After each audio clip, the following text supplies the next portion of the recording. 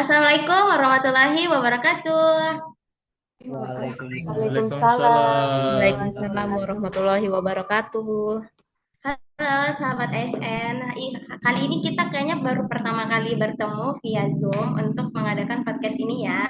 Hari ini, hari Kamis, tanggal 25 September 2025, kita bersama rekan-rekan ASN akan melakukan podcast dengan tema membangun kesiapsiagaan bela negara bagi ASN. Nah, bukan kebetulan di sini telah hadir kakak-kakak narasumber kita dari yang posisinya sekarang tersebar di seluruh Indonesia. Nah, ini menarik karena dengan keberagaman ini kita bisa mendapat insight yang menarik dan tentu saja dengan sudut pandang yang berbeda-beda. Ya, sebelum kita kenal sama kakak-kakak, saya sapa dulu ya. Halo semuanya. Halo guys. Halo, gimana kabar? Sehat? Sehat. Sehat, Alhamdulillah alhamdulillah. Alhamdulillah. Nah, saya panggil kakak-kakak aja kali ya, kan kita semua muda. Ya, sebelum mengenal kakak-kakak masing-masing, izinkan aku untuk perkenalkan diri dulu ya. Nama saya Rabiatul Zuhaida Husain. Saya ditempatkan di Badan Perakitan dan Modernisasi Pertanian Sulawesi Tenggara, dan formasinya sekarang yaitu pengawas mutu hasil pertanian ahli pertama. Ya, di sini saya sebagai moderator tentu untuk menemani dan mengawal podcast kita siang hari ini. Walaupun podcast kita ini dilaksanakan daring, kita tidak tatap muka, aku yakin ini tidak menurunkan semangat kita untuk terus semangat kita untuk discuss tentang tema kita hari ini. Saya ulang ya, temanya yaitu membangun kesiapsiagaan bela negara bagi ASN. Oke, teman-teman bersiap. Aku akan mempersilahkan satu-satu untuk memperkenalkan diri. Aku persilakan pertama kepada Kak Sabar. Silakan Kak, nama instansi. Baik, terima kasih Mbak Rabiatul. Saya Sabar, sekarang penempatan di BPPSDMP, di Sekretariat BPPSDMP di bagian organisasi. Terima kasih. Baik, terima kasih. Selanjutnya aku persilahkan Kak Fauzan. Halo teman-teman semua, selamat siang. Perkenalkan, namaku Fauzan. Aku penempatan sama kayak abang kita, Abang Sabar di Sekretariat Badan BPPSDMP. Tapi aku di divisi evaluasi dan pelaporan. Thank you. Oke, selanjutnya boleh Kak Juita. Halo semuanya, selamat siang. Perkenalkan, nama saya Juwita Siregar. Saat ini penempatan di BRMP Veteriner di Bogor. Untuk formasinya, saya menjabat di Medik Veteriner ahli pertama. Terima kasih teman-teman. Terima kasih Kak Juwita. Selanjutnya aku persilakan Kak Siska. Ya, terima kasih Mbak Rabiatul. Perkenalkan, nama saya Siska. Saya penempatannya di BRMP Jambi, jabatannya analis standarisasi. Oke. Baik, selanjutnya Kak Firhan. Oke, selamat siang teman-teman semua. Perkenalkan, nama saya Muhammad Firhan Al-Zahar, biasa dipanggil Firhan. Saya penempatannya di Balai Penerapan Modernisasi Pertanian di Provinsi Aceh. Terima kasih kawan-kawan. Wah, di ujung ya. Oke, selanjutnya Kak Arinda dulu deh, boleh. Terima kasih Kak Rabiatul. Perkenalkan, nama saya Arinda Sukma Kumalasari, penempatan di BBPPTP Ambon. Terima kasih. Oke, selanjutnya Kak Karina. Halo kakak host dan teman-teman narasumber. Perkenalkan, saya Karina Damayanti Bahol. Saat ini menjabat sebagai arsiparis ahli pertama di BRMP Sulawesi Barat. Terima kasih. Oke, selanjutnya Kak Daud, boleh silakan. Halo, selamat siang. Perkenalkan, Iya. saya Daud. Saya penempatan di Sekretariat Direktorat Jenderal Perkebunan di tim kerja hukum. Terima kasih. Oke. Oke, sama-sama. Yang terakhir, Kak Aida. Halo semuanya, salam kenal dari Aida, Balai Besar Perbenihan dan Perlindungan Tanaman Perkebunan Ambon. Terima kasih. Oke, kita semua sudah ini ya, kenal satu sama lain. Selanjutnya kita langsung aja kali ya ke pertanyaan pertama tentang tema ini. Nah, garis besar yang aku lihat dari tema ini adalah bela negara. Kita harus paham dulu apa sih sebenarnya itu bela negara. Apakah kita harus turun ke jalan? Apakah kita harus sibuk menyuarakan sana sini? Boleh mungkin insight dari Kak Sabar nih. Silahkan, apa yang dipahami dari bela negara, Kak? Wah, dapat bagian pertama nih ya. Ya. Bela negara ya. Kalau bela negara, kalau secara teorinya kan bela negara adalah sikap, tekad, dan perilaku warga negara yang dilandasi kecintaan terhadap tanah air yang diwujudkan dalam upaya menjaga, melindungi, mempertahankan kedaulatan dan keutuhan wilayah gitu. Tapi ya kalau secara teori ya kesannya kita disuruh berjuang dalam artian jadi tentara atau sejenisnya gitu ya. Tapi kalau sekarang sih eh, kita punya tugas yang cukup unik lah. Kita kan sekarang hidup di dunia yang bebas bermedia sosial ya. Sementara media sosial pengaruhnya gede banget nih. Nah, di situ kalau saya sih bela negara ya nggak hanya berjuang mempertahankan negara, tapi juga eh, kita melakukan apa saja lah, melakukan apa yang terbaik untuk negara dari hal-hal sederhana. Kadang-kadang kalau saya kan ngelihat ada hoax-hoax yang bertebaran ya, saya kadang-kadang coba bantu komentar yang isinya mengklarifikasi kalau itu hoax gitu. Dan harapannya sih ya jadinya banyak yang jadi banyak yang eh, paham kalau itu hoax gitu, jadi nggak termakan. Gitu sih mungkin hal sederhana soal bela negara kalau dari saya. Baik, terima kasih Kak Sabar. Ini pengertiannya disederhanakan ya dengan bahasa kita sehari-hari. Jadi kita mudeng gitu kan. Oke, baik. Boleh deh dari teman-teman yang lain, boleh Kak Fauzan, apa sih yang dipahami dari bela negara? Kalau sepahaman saya, bela negara ini kan bisa diartikan juga cinta tanah air, sadar berbangsa, terus yakin bahwa Pancasila adalah dasar ideologi negara kita. Karena dasar ideologi kita kan berdasarkan Pancasila ya, berbeda dari negara-negara lain gitu. Nah, kalau aku sepahaman saya, kalau yakin bahwa Pancasila ada ideologi negara, itu ada sejak 18 Agustus 1945. Di mana Pancasila ini udah resmi ditetapkan sebagai dasar negara dan ideologi bangsa Indonesia. Di mana dalam Pancasila ini kan disebutkan yang pertama ketuhanan yang Maha Esa. Kita tuh hidup saling kita tuh kan saling beragam. Ada yang memiliki agama Islam, agama Kristen, Hindu, Buddha, dan segala macam. Nah, dengan adanya ketuhanan yang Maha Esa ini, kita bisa hidup rukun berdasarkan kepercayaan kita masing-masing. Lalu yang kedua itu kan pertama ketuhanan Maha Esa, dua kemanusiaan yang adil dan beradab. Yang mana dari leluhur-leluhur kita tuh udah diajarkan untuk beradab dalam melakukan apapun. Baik itu kegiatan kita dalam bekerja, di rumah, dengan teman, sahabat, kita tuh harus beradab. Apalagi kalau kita bertemu dengan orang tua gitu kan. Kita sebagai anak muda, apalagi banyak kan nih zaman sekarang yang dibilang katanya Gen Z ini pintar tapi adabnya kurang. Nah, itu kalau menurut saya, pandangan saya sih sebagai anak muda yang termasuk Gen Z juga, cukup merasa emang iya nggak sih kita tuh seperti itu. Sebenarnya tergantung balik lagi dari diri masing-masing sih ya. Karena kalau dari saya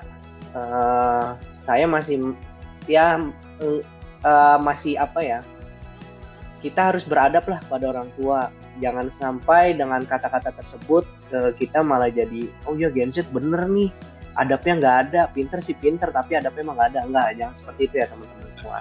Nggak boleh, apalagi kalau di dunia kerja ini kan kita juga harus saling kerja sama. Kalau misalkan kita adabnya aja udah buruk, pasti kita susah lah untuk kerjasama sama teman-teman sekantor gitu. Nah yang ketiga ini kan persatuan Indonesia, bersatu, bergotong royong. Kita tuh dalam melaksanakan apapun kita tuh harus saling bergotong royong, karena dengan pekerjaan yang dilakukan dengan bersama-sama itu rasanya lebih ringan, lebih cepat juga kan. Kalau misalkan kita kerja sendiri, apa-apa sendiri itu lebih lama, terus juga nggak ada ide-ide masukan dari apapun. Contoh kayak kita nih, kita kan udah jalan beberapa hari ya sebagai tim. Kita dengan adanya kita bareng-bareng, gotong royong, adanya masukan-masukan ya, jadi tugas-tugas yang diberikan kepada kita itu jadi lebih mudah. Yang keempat itu, ada banyak ya ternyata. Kerakyatan yang dipimpin oleh hikmat. Nah, betul, kita tuh kerakyatan yang dipimpin oleh hikmat, bijaksana dan bermusyawarah dan apa Bang Sabar? Nah itu deh pokoknya, kita tuh harus saling bermusyawarah, karena agak ngeblank sih kalau kayak gini ya, grogi karena ketemu teman-teman baru. Jadi mohon maaf kita ya, ngobrol santai aja. santai ya. Nah bermusyawarah, kita tuh dalam mengambil keputusan harus bermusyawarah juga nih, jangan ambil sepihak. Misalkan saya maunya idenya kayak gini, harus kayak gini, nggak boleh kayak gitu. Kita kan namanya tim, harus bareng-bareng, harus harus bareng-bareng lah, nggak boleh sepihak, nggak boleh egois. Itu namanya bermusyawarah supaya mencapai mufakat bareng-bareng. Nah yang kelima ini keadilan sosial bagi seluruh rakyat Indonesia, yang mana dalam keadilan ini kita apalagi nih Bang Daud kan anak hukum nih, anak hukum ini kan harus adil, seadil-adilnya ya Bang ya. Nah, karena kita hidup di zaman modern, banyak kan berita-berita yang pengadilan yang kurang adil lah dalam menghukum gitu kan. Nah, sebenarnya udah baik sih sebenarnya dengan sistem seperti ini di Indonesia ya Bang Sabar ya.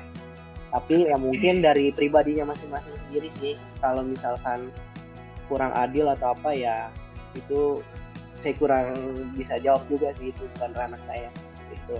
Jadi intinya dari apa yang saya tangkap, apa yang saya jelaskan, bahwa Pancasila ini ya sudah harus kita tanam sejak dari muda sampai kita bawa sampai nanti kita tua nanti, dan kita sampaikan ke anak cucu kita nanti. Itu Mbak Robiatu, terima kasih mungkin dari aku. Seperti itu pandangan. Komplit banget dari Kak Fauzan ya, benar-benar semua bidang diambil, semua peran diambil ya. Oke. Jadi yang aku tangkap dari Kak Fauzan ini sebenarnya kita punya peran berbeda-beda, di beda tempat kita beda peran, di rumah beda, di kantor beda, jadi kita bisa menyelipkan nilai-nilai bela negara ini. Nah, makasih ya Kak Fauzan insight-nya. Kemudian selanjutnya aku mau tanya juga nih ke Kak Juwita. Mungkin bisa juga selain pemahaman bela negara yang kita pelajari juga sebenarnya ada kan 5 nilai utama itu. Boleh dibantu Kak insight-nya Kak Juwita, silahkan. Oke, terima kasih Mbak Rabiatul atas waktunya. Suara saya kedengaran kan ya? Mas? Kedengeran cuma kecil. Agak jauh Kak, iya, deketin lagi. Saya dekatkan lagi ya ke sini. Iya. Oke, aman. Oke, aman ya? Aman. Ya. Mungkin saya bisa bantu jawab secara contoh konkretnya mungkin ya. Bantu jawab secara contoh konkretnya. Bela negara itu tadi udah dijelaskan dengan lengkap oleh Bang Sabar sama Mas Fauzan. Secara textbooknya atau apanya itu udah dijelaskan dengan lengkap. Mungkin secara simpelnya bisa dibilang kalau zaman dulu kita bela negara itu angkat senjata, kalau zaman sekarang kita bilangnya angkat karya gitu. Maksudnya setiap orang itu punya peranan yang berbeda-beda. Saya yakin teman-teman yang di sini yang anggota CPNS di sini punya penempatan di wilayah yang berbeda, daerah yang berbeda, terus kemudian tugas dan fungsinya juga beda-beda. Mungkin saya bisa berikan contoh saya sendiri, Dokter Hewan. Sebenarnya ada banyak hal yang bisa saya lakukan dalam upaya bela negara. Saya sebagai dokter hewan mungkin salah satunya tadi udah disebutkan tentang sih yang bisa saya luruskan dari permasalahan-permasalahan yang ada itu? Kalau teman-teman pernah dengar itu tentang masalah penggunaan hormon pada ayam broiler, pasti pernah dengar kan ya? Iya ya Kak. Sebenarnya saya sendiri sebagai dokter hewan itu punya tanggung jawab untuk meluruskan itu, dan itu yang saya coba lakukan hari-hari ini. Apalagi sekarang kan kita sudah menjadi calon PNS ya, calon ASN seperti itu, dan menurut saya itu menjadi salah satu tanggung jawab yang harus saya lakukan. Seperti itu. Mungkin hal-hal simple kan, tapi sebenarnya itu adalah salah satu aksi atau bentuk kerja nyata dari bela negara itu sendiri. Jadi kita jangan membiarkan hoax-hoax itu beredar seolah-olah nanti lama-kelamaan hoax ini menjadi sesuatu yang benar di mata masyarakat. Gitu. Padahal sebenarnya Kita misi suaranya didekatkan ya. Ya, Oke. ya didekatkan lagi mic-nya. Oke, siap. Padahal sebenarnya kita punya kompetensi untuk meluruskan hoax yang ada gitu. Jadi harapannya juga teman-teman yang di sini yang sudah mempunyai tugas dan penempatan di tempat-tempat tertentu, ayo maksimalkan kompetensi kita itu lewat hal-hal sederhana yang boleh kita lakukan. Gitu. Terus kemudian saya kan sebenarnya udah berkeluarga, udah punya anak. Hal-hal yang bisa saya lakukan di keluarga itu mungkin mengajarkan tentang keberagaman kepada anak saya gitu. Tadi Mas Fauzan juga udah singgung kalau kita itu sebenarnya berbeda-beda, beragam. Itu sebenarnya saya sebagai generasi milenial merasa bahwa ini saat yang tepat saya bisa menanamkan kepada anak saya keberagaman itu sendiri gitu, bahwa di Indonesia ini ada banyak loh sukunya, ada banyak loh agamanya. Kita itu harus saling menghormati seperti itu. Hal-hal kecil mungkin yang bisa kita mulai dari rumah gitu. Jujur saya pribadi mungkin orang tua saya dulu tidak begitu paham tentang hal-hal ini. Tapi menjadi tugas saya sekarang adalah menerapkan ini kepada anak-anak saya nantinya. Seperti itu. Lalu kemudian satu contoh lagi yang terakhir. Tentang mengenai kalau teman-teman sadar bahwa sekarang itu tuh ada yang namanya gelombang kayak budaya-budaya asing mulai masuk ke Indonesia. Teman-teman sadar nggak sih sebenarnya itu tuh sudah mulai mempengaruhi budaya lokal kayak gitu. Di beberapa daerah bahkan mungkin anak-anak lebih senangnya itu menggunakan budaya-budaya asing seperti budaya Korea, budaya Jepang gitu, bahkan melupakan budaya-budaya daerahnya gitu. Terutama mungkin yang di daerah-daerah yang perkotaan gitu. Mungkin kalau di daerah seperti saya kan asalnya dari Sumatera Utara ya. Dari Sumatera itu masih lumayan kental adatnya. Tapi ketika sudah merantau ke Jakarta itu lumayan banyak sekali budaya-budaya yang terkikis seperti itu. Maksudnya kayak kita jarang mendengarkan lagu-lagu daerah. Kita jarang pakai bahasa-bahasa daerah. Dan menjadi tugas saya juga nanti untuk mengajarkan kepada anak saya seperti itu. Jangan sampai nanti generasi anak saya dia nggak ngerti bahasa ibunya gitu, bahasa daerahnya sendiri. Nanti kan beberapa generasi ke depan lama-lama dia akan menjadi hilang seperti itu. Mungkin itu dulu contoh dari saya. Ada 3 contoh tadi, dan harapannya teman-teman di sini juga saya yakin ada yang dari Sulawesi, ada yang dari Medan, ada yang dari Jakarta, dari mana-mana. Mulailah dari hal-hal kecil yang bisa kita lakukan di rumah ataupun di kantor, biar itu adalah salah satu bukti bahwa kita juga melakukan bela negara itu. Seperti itu. Terima kasih Mbak Rabiatul. Oke, siap Kak Juwita. Menarik sekali jawabannya. Kita applause dulu buat Kak Juwita. Oke, tadi satu kata yang menarik tuh yang mungkin agak jarang di-mention sama orang-orang itu karya sih. Itu nyata sih. Menurutku, karena karya kan umurnya panjang kan, dia akan selalu ada. Ya, oke. Terima kasih teman-teman yang sudah menyampaikan pemahamannya tentang bela negara. Aku catat dulu nanti di kesimpulan aku rangkum ya. Oke, lanjut kita ke pertanyaan kedua, yaitu tentang tadi bela negara udah, yang sekarang kita bahas kesiapsiagaan bela negara.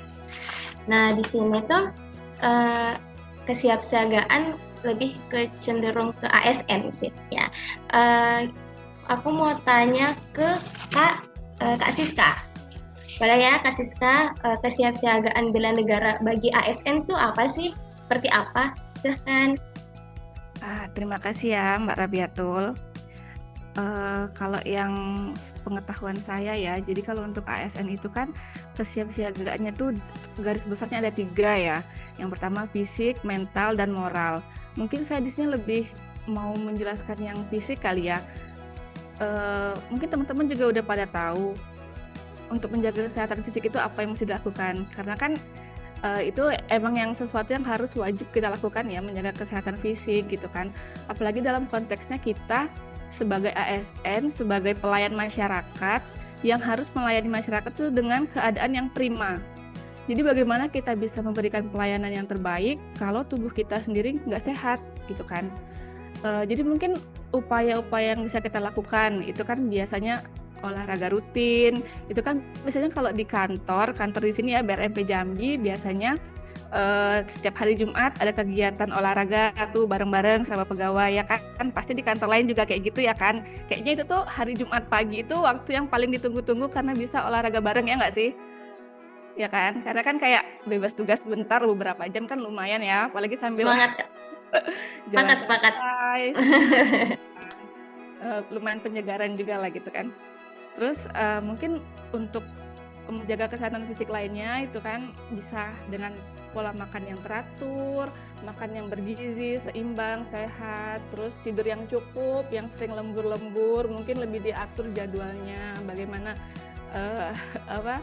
biar tidurnya cukup, istirahatnya cukup. Karena kan kalau tidurnya kurang kan otomatis badan kita kan kurang fit ya, pasti akan mempengaruhi kinerja kita di esok harinya gitu kan. Terus mungkin bisa dibantu dengan suplemen, vitamin kalau memang kita butuhkan, atau mungkin yang lebih baik dari yang alami-alami ya kayak buah-buahan, sayur-sayuran gitu kan. Jadi kalau misalkan tubuh kita udah sehat, sudah seger, kita bisa memberikan pelayanan yang prima, pelayanan yang maksimal untuk masyarakat. Itu kan merupakan upaya kita untuk bela negara ya kalau sebagai ASN. Mungkin itu saja Mbak Rabiatul, terima kasih. Oke, terima kasih ya penyampaiannya Kak Siska. Menarik sekali. Tadi agak setuju nih sama contoh-contohnya, soalnya relate banget juga di kantor sini. Oke, kalau lanjut tanya juga ke narasumber lain, boleh Kak Firhan sampaikan sih kesiapsiagaan bela negara itu apa? Silahkan Kak. Iya, tadi seperti yang sudah Kak Siska jelaskan juga ya, tadi kesiapsiagaan itu ada bagi ke beberapa jenis ya. Tadi yang kesiapsiagaan fisik sudah dijelaskan juga oleh Kak Siska. Jadi selain itu, selain hanya kesiapsiagaan fisik dari luar, tentunya kita juga harus siap dan siaga ya dari dalam, dari segi pikiran, itu bisa dari mental dan juga dari spiritual kita. Nah, kalau dari segi mental dan spiritual itu hal-hal yang harus kita persiapkan itu seperti kalau kita itu harus memiliki mental sebagai orang-orang yang bertanggung jawab atau berintegritas. Ya, jadi kita dalam bekerja nanti tidak tergoda untuk menyalahgunakan kewenangan atau jabatan yang kita miliki. Jadi kita tidak melakukan sesuatu yang terkait dengan konflik-konflik kepentingan itu. Terus kita juga harus menjaga pikiran kita agar tetap fokus ya sebagai pelayan publik ya, berlaku adil dalam melayani. Jadi tidak melakukan hal-hal tidak melayani hanya untuk kepentingan golongan tertentu gitu. Jadi kita melayani secara merata untuk seluruh masyarakat. Nah, dan juga secara mental kita juga harus siap nih untuk menghadapi perubahan-perubahan ya. Jadi ASN ini dituntut harus adaptif terhadap perubahan seperti mungkin nanti adanya kebijakan-kebijakan baru. Kita harus siap adaptif terhadap teknologi-teknologi baru yang harus kita terima. Ya, dan kita juga harus adaptif terhadap dinamika-dinamika yang terjadi di masyarakat, di khalayak umum gitu. Nah, secara spiritual sendiri ya, kita juga harus mampu menjadikan nilai-nilai Pancasila yang sudah disebutkan juga tadi oleh Bang Fauzan ya, sebagai pedoman kita dalam etika bekerja begitu. Jadi kita memegang teguh nilai-nilai Pancasila ini dalam etika kita selama bekerja. Kita juga harus menumbuhkan jiwa-jiwa pengabdian ya. Jadi kita harus melayani masyarakat dengan rasa syukur dan juga meniatkan itu sebagai ibadah kita begitu. Nah, dan tentunya juga kita harus menghindari dari berbagai praktik-praktik yang merugikan negara seperti keinginan-keinginan untuk korupsi, keinginan-keinginan untuk melakukan nepotisme, kolusi, dan sebagainya. Karena itu sangat bertentangan dengan nilai-nilai eh, moral dan nilai-nilai spiritual yang ada. Gitu. Mungkin kalau di saya itu Kak Rabiatul. Terima kasih Kak. Baik, terima kasih ya jawabannya Kak Firhan. Menarik banget tadi aku mention tentang niat bekerja itu adalah ibadah, itu mungkin agak jarang atau belum merata di mindset orang-orang. Nice Kak, terima kasih ya. Lanjut ke Kak Arinda, boleh Kak disampaikan tentang kesiapsiagaan bela negara, silahkan. Baik, terima kasih Kak Rabiatul atas kesempatannya.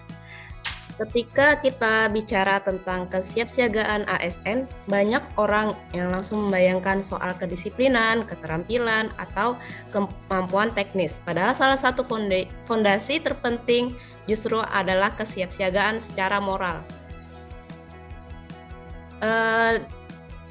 Pada aspek moral ini terdapat beberapa aspek.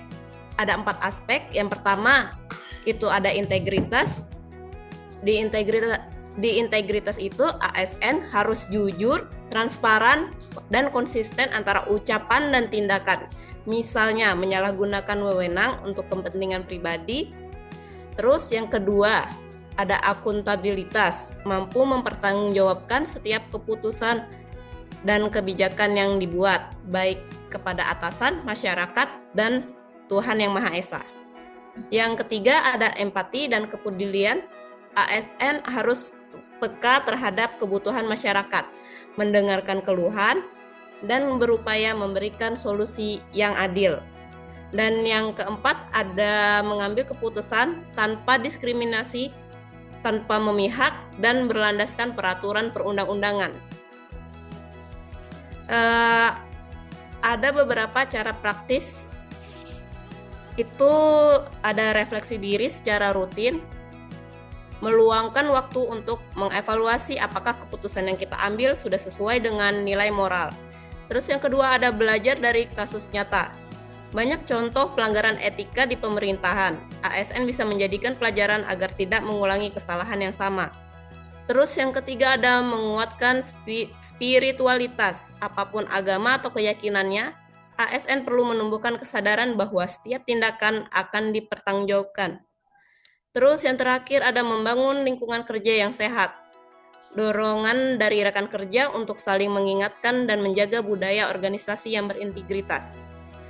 Sekian penjelasan dari saya. Terima kasih. Baik, terima kasih Kak Arinda. Ya, itu tadi jawaban dari 3 narasumber kita tentang kesiapsiagaan bela negara. Tepuk tangan dulu dong buat teman-teman kita.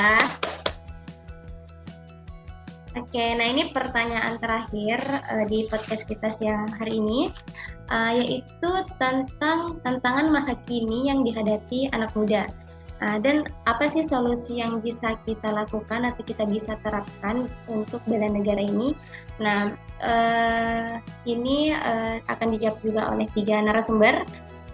Aku persilahkan pertama dijawab oleh Kak Karina. Silakan Kak. Oke, terima kasih Kak Rabiatul. Nah, kayaknya untuk tantangannya sudah sempat ya disinggung oleh narasumber-narasumber keren kita hari ini. Kalau tantangan yang dihadapi oleh generasi muda atau anak muda sekarang ini punya tantangan besar untuk menjalani nilai bela negara. Mungkin itu yang pertama, pengaruh dari globalisasi ya, yang mungkin membuat kita para kaum muda lebih suka ini budaya luar kayak yang disinggung oleh Kak Juta tadi.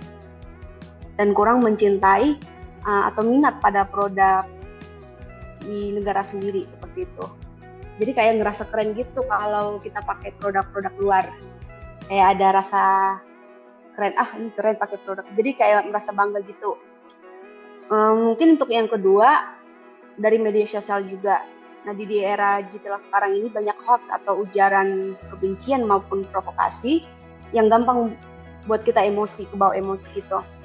Nah, ini berdampak untuk melemahkan rasa persatuan di antara kita. Belum lagi, hidup sekarang itu serba instan. Kadang bikin malas, kurang disiplin. bahkan ini bisa menyeret ke hal-hal negatif. Kalau untuk solusinya, mungkin kita juga harus lebih pintar ya untuk manfaatin teknologi zaman sekarang ini, dan jangan gampang juga percaya berita palsu. Kita juga jangan ikut-ikutan atau FOMO gitu terhadap situasi yang beredar sekarang yang kebenarannya belum tentu kita tahu gitu. Dan jangan lupa kita harus berbangga pada produk budaya lokal, karena banyak loh produk lokal kita yang nggak kalah bagus, ataupun banyak yang keren-keren kok. Jadi nggak usah minder. Nah, terus mulai biasain disiplin dari hal-hal kecil juga, ikutan kegiatan-kegiatan positif kayak gotong royong, ikut organisasi kepemudaan, dan terus berkarya sesuai kemampuan kita. Seperti itu. Nah, saya juga mau ingatin lagi apa yang sudah Kak Juita tadi katakan, bahwa ingat, hal sekecil apapun kontribusi kita, itu udah jadi bentuk bela negara buat Indonesia. Terima kasih. Oke, terima kasih ya Kak Karina. Oke, selanjutnya aku mau tanya ke Kak Daud. Ya.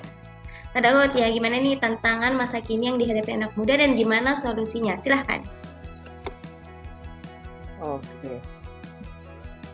Mungkin ini kali ya, melanjutkan dari Mbak Kak Karina tadi dan teman-teman lainnya. Mungkin tantangan anak muda sekarang ini sih lebih ke arah karena faktor kemudahan dan kebebasan informasi yang masuk, baik itu dari luar, budaya, ideologi, atau gaya hidup ya, dari asing, yang tanpa sadar mungkin sekarang mulai mengikis identitas bangsa, baik itu dari budaya, gaya berpakaian, dan lain-lainnya. Salah satu contohnya mungkin terkait dengan kebudayaan ya. Anak sekarang kan jarang sekali, bahkan nonton pun wayangkah atau pagelaran tradisional kan sudah tidak, mungkin jarang kali, mungkin sepi kalau ada pagelaran kayak gitu ya kali ya anak mudanya ya. Mungkin di angkatan bapak saya yang masih nonton. Ya itu sih mungkin dari anak mudanya sendiri, mungkin karena sudah terpapar kebudayaan atau informasi dari luar yang jadinya tidak lagi bisa mengapresiasi, mungkin masih mengapresiasi budaya sendiri. Mungkin solusinya ini dari kita sendiri sih, mulai memberi batasan-batasan atau filterasi terkait informasi yang masuk tersebut ya kayaknya. Seperti itu mungkin. Bisa dilanjut. Oke, terima kasih ya jawabannya Kak Daud. Jadi aku dapat poin juga tadi, faktor kemudahan informasi nih jadi merembet kemana-mana gitu kan. Jadi selanjutnya ini narasumber kita yang terakhir untuk memberikan jawaban. Saya yakin menarik juga, tidak kalah menarik dari jawaban teman-teman yang lain. Silahkan Kak Aida untuk menjawab pertanyaannya. Silakan. Ya, terima kasih atas kesempatannya. Menurut saya, tantangan yang dihadapi oleh generasi sekarang adalah internet dan berita yang terkadang kita harus memverifikasi dulu sebelum berita itu disebarkan. Jadi untuk para generasi muda atau teman-teman kita di ASN ini, untuk saling mengingatkan dan untuk saling memberikan konfirmasi apakah berita itu bisa disebarkan atau tidak, karena ketika satu kali klik saja itu bisa mempengaruhi informasi yang beredar. Sebagai ASN kita harus bisa lebih bijak dalam bersosial media. Terima kasih. Oke, terima kasih Kak Ida. Ini singkat tapi benar-benar nyentuh ke yang benar-benar yang kita kena setiap hari. Yaitu sosial media dan internet. Baik, terima kasih ya kakak-kakak pemateri yang menjawab pertanyaan yang ketiga ini, Kak Karina, Kak Daud, dan Kak Ida. Baik, tepuk tangan buat kita semua dulu atas aspirasi kita semua, benar-benar keren, hebat, menarik semuanya. Baik, pertanyaan sudah habis, teman-teman narasumber. Kita sudah tiba di penghujung acara podcast kali ini. Yang saya bisa ambil atau saya bisa tarik dari podcast kita, di sini saya juga catat kecil poin-poin dari teman-teman semua. Dan mencoba untuk merangkumnya. Jadi ringkasnya ini ASN tuh kan ini ASN ya yang berperan di tema kita kali ini.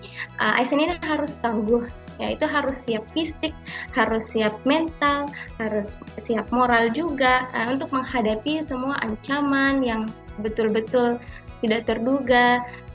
Hambatan dan tantangan ini yang betul-betul berubah karena kita memang ada di era disrupsi ini. Baik.